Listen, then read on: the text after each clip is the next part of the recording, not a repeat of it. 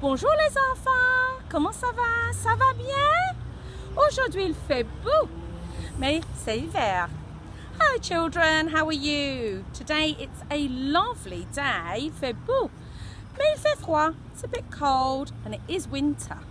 But today I've got a very special friend helping me with our video because we're going to be talking about a special date and how it's commemorated in France and how it's commemorated in England. So I've got a very special friend of mine, let's meet her. Bonjour mademoiselle. Bonjour. Comment ça va? Ça va bien, et toi? Ça va bien, merci. Comment tu t'appelles? Alors je m'appelle Mademoiselle Gandré. Bonjour mademoiselle André. So mademoiselle Gandré is going to help me to talk about a special date.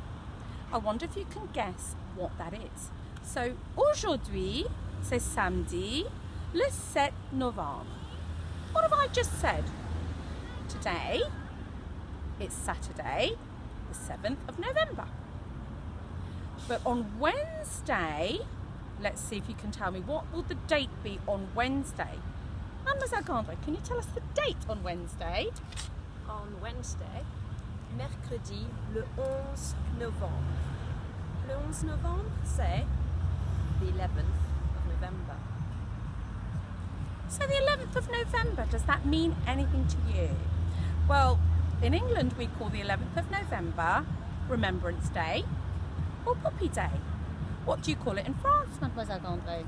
In France, we call it the day of le Jour du Souvenir or le Jour de l'Armistice.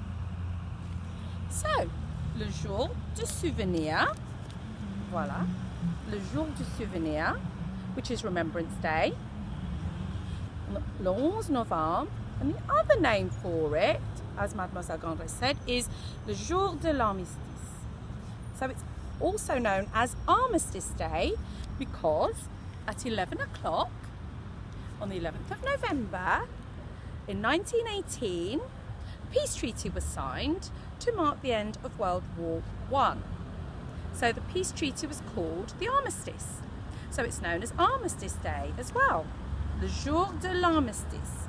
And that is when, as we've just said, World War I ended. So we have Memorial Day, Remembrance Day, Poppy Day, Armistice Day, to commemorate that day and to remember the soldiers and people that sacrificed their lives during World War I and wars since then. So anybody that has lost their lives in wars remembered on the 11th of November. So I wonder what is the same and what is different in France?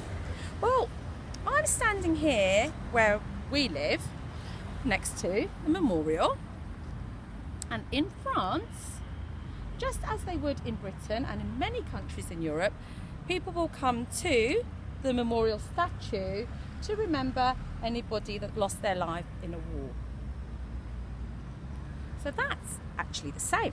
And you will see these beautiful red flowers called poppies that traditionally are used in Britain to remember the end of that war and to think about fallen soldiers. And it's a red poppy because the poppies grew in the fields where the battles were.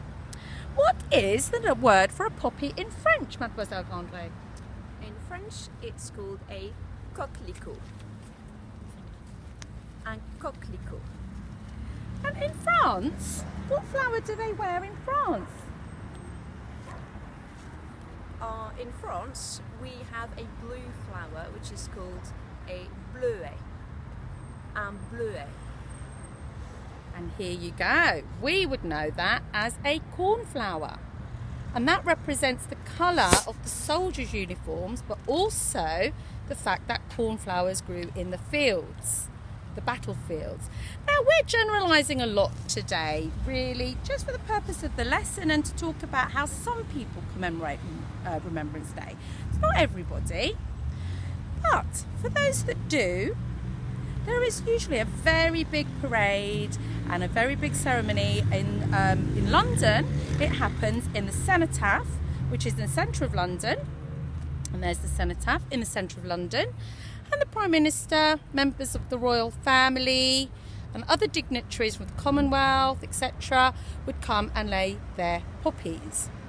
Where does that happen in France, Mademoiselle Gondry?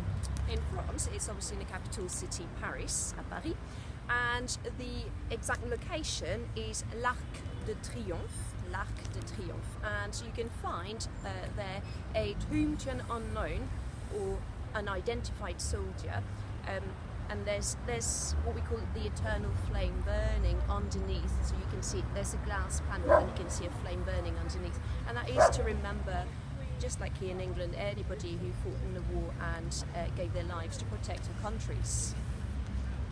So, here we go, l'Arc de Triomphe. There's l'Arc de Triomphe.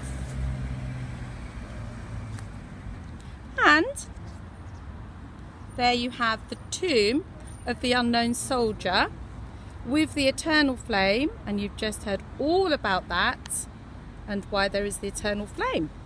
In London, we have a tomb of the unknown soldier. In Westminster Abbey, in London, for the exact same reason, and this was actually put into Westminster Abbey on the 11th of November in just a year after the World War I ended. And ever since then, there's been the eternal flame and the tomb of the unknown soldier in London. So there you have a similarity. So, lots of things that are the same and lots of things that are different.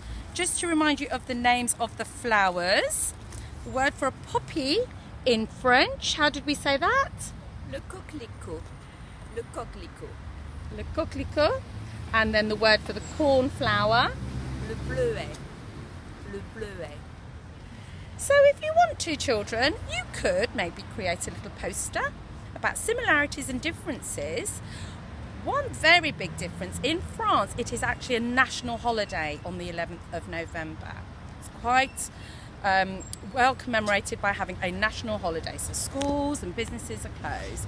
Whereas in Britain what we do, we have 2 minutes silence at 11 o'clock on the 11th itself to remember anybody that lost their lives in the war. So there you have it. Until next time, when we're talking about another festival. Au revoir les enfants.